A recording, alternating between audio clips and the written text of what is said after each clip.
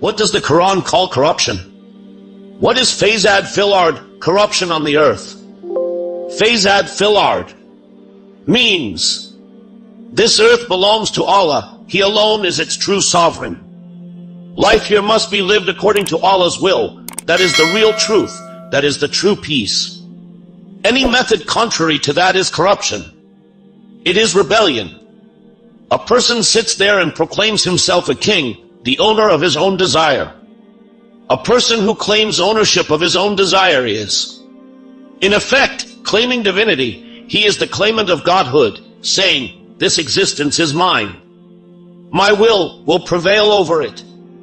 I like this thing. I don't know whether it is right or wrong, permissible or impermissible. I have absolutely no concern for that.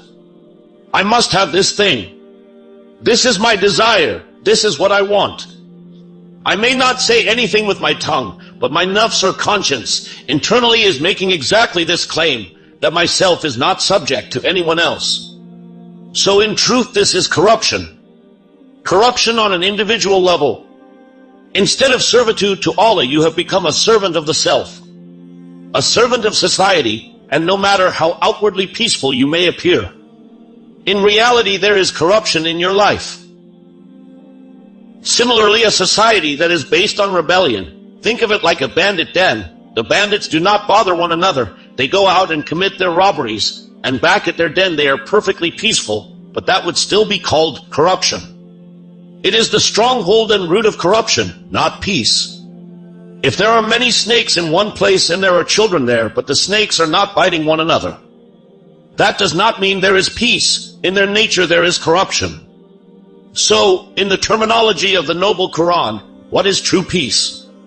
It is that the order of this world, both on the individual and collective levels, be run according to Allah's will. There are two tendencies against that, no matter how peaceful a society may appear.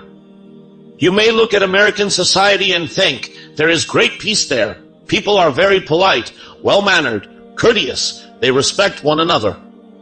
But those who understand how exploitation of the whole world works, how wealth earned from people's labor is siphoned off, they know that America is sucking blood. This whole colonialism is obvious to them. This is robbery. This is imperialism.